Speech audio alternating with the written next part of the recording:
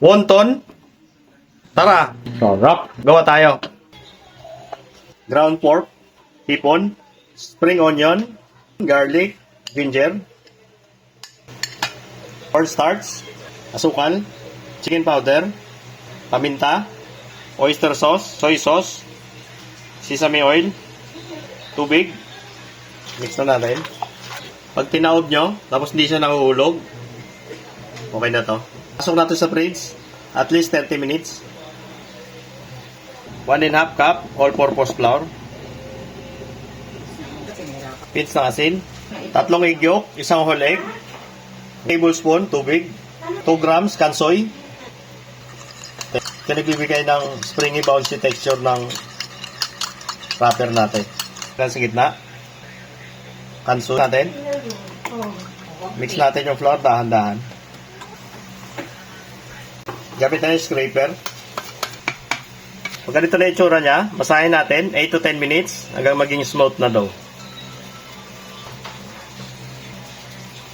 Ayan lang, gusto ko yung black. Balutin natin plastic wrap. Rest natin 15 to 20 minutes. Pagkalipas ng 20 minutes, cut natin sa 4. Harina.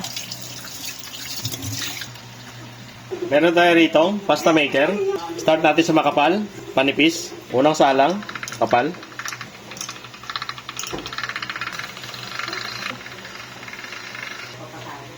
Cut na natin. Ito kalaki. Ito kanipis.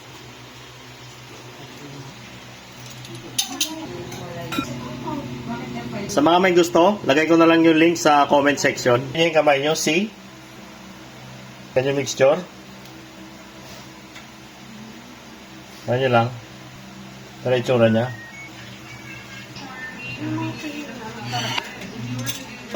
Pwede nyo i-boiled. Pwedeng gawing soup. Pwedeng steam.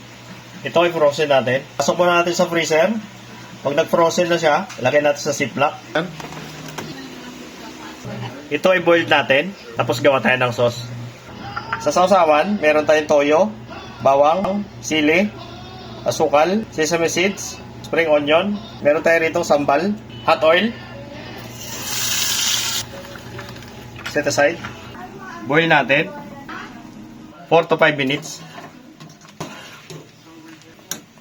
Ready na ang ating wonton. Tikiman time. Spring onion. Sarap.